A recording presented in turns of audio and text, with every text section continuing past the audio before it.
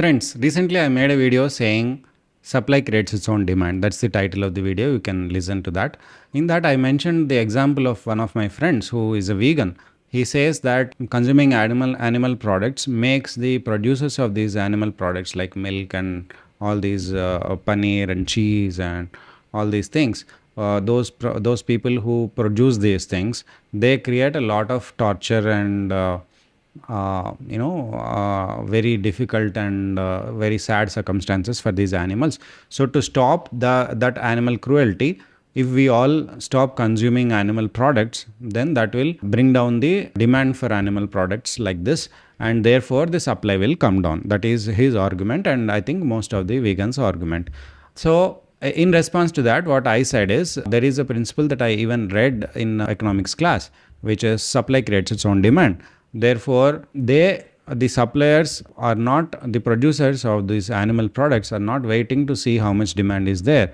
So they create supply and then they market it so much that there has to be demand. And if vegans don't demand, the others will. And people will not stop. People are not so sensitive about animals' feelings that they will stop consuming animal products. So that is the whole argument I had. Now, recently what happened is something conflicting about this has happened with myself. So I am making this video. One of my students, I was in that student's home. We were only two there, and he ordered one portion of a dish from Swiggy, and then we were to eat it. He divided this dish into two and he served it, and then when I saw that, I understood that I could not consume all of that. Therefore I wanted an empty plate so that I can remove what I think I cannot eat, and then if necessary, after consuming what is in my plate, take back from that plate whatever I want in installments. But in his home, the policy is, and his upbringing, etc., is that you don't leave anything for the next meal.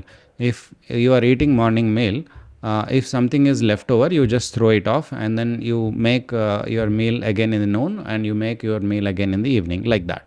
So he knows very clearly that whatever is left over is not going to be consumed by anyone. It is going to be wasted. But in my home, it is not like that.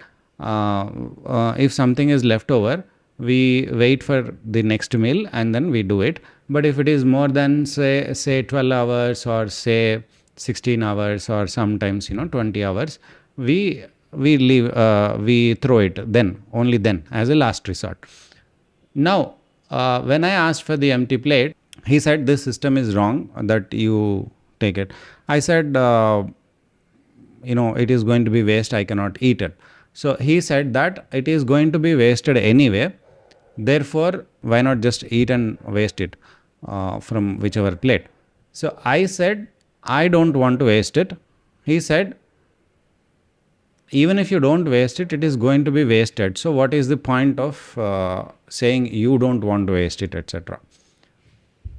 So there was a discussion about it. But now what I thought is that because earlier I said about the vegans, and then I asked people to see that if you cannot stop the supply of animal products, then this point of stopping your consumption altogether will not make a difference to the animal cruelty that is happening.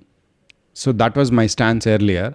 And here my student made me think about this point, that if I don't waste, even then it is going to be wasted anyway. So why am I having this policy that I will not waste it in my plate? Okay.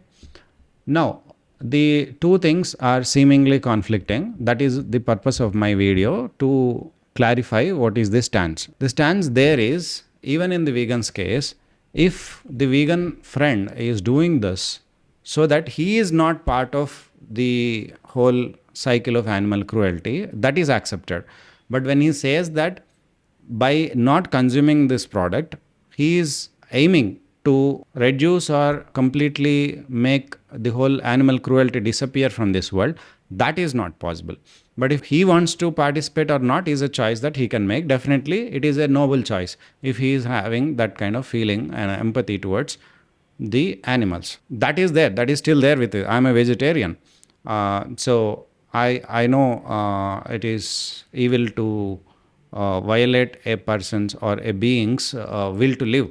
So the animal, we clearly can see that the animals have a will to live. They don't give you their lives just like that, but you take it by force. So that is a violation of their basic fundamental will to live, right to exist. So I know that I'm sensitive towards animals, but in that video I was saying that by not consuming animal products, you or a few people like this, if you are thinking that animal cruelty in the whole world is going to stop, that is not going to stop. Okay, I agree. Here also, if I don't waste it, that food may get wasted in the restaurant. That food may be wasted in some other area, if not in that restaurant. So, overall, in this world, the food is being wasted. Now, what is the point then of my not wasting it in my plate? This is a personal practice where I think I have to take a stance and I should be upright in what I think is right. And I have the means and I have the capacity to do it. I have the capacity to not consume. I have the capacity to make a choice whether I have to waste it or not in my. So if you say that if anything, anyway, it is going to be wasted, if anyway animal cruelty is going to happen, then therefore you can also participate in animal cruelty.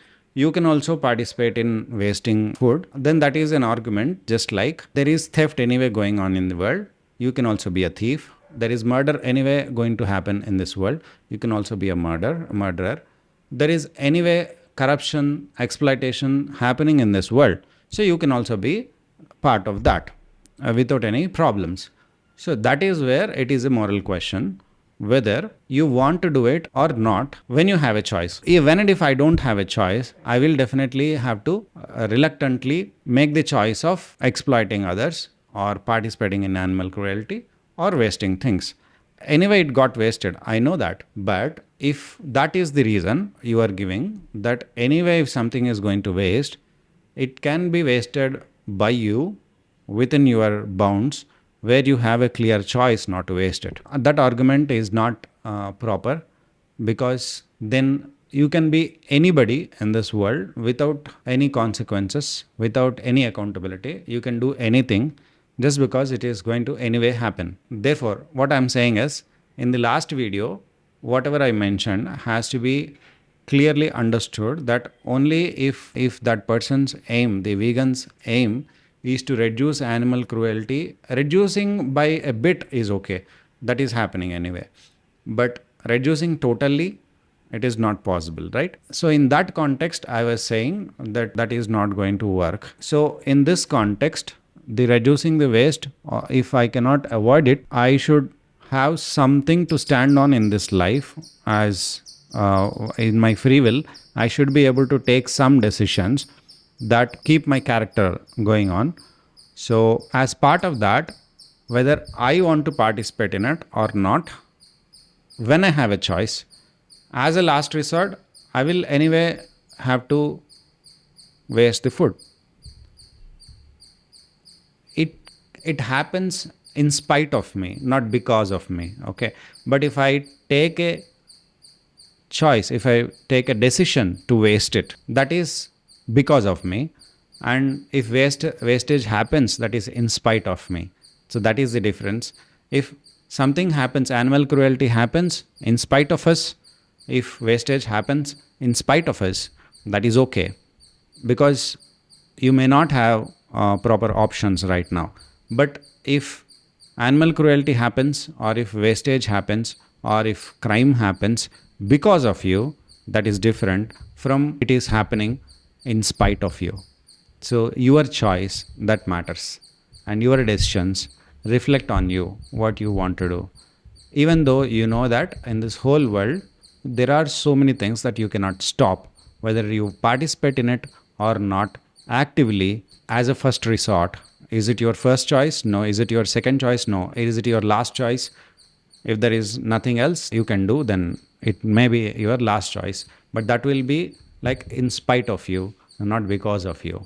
Thank you.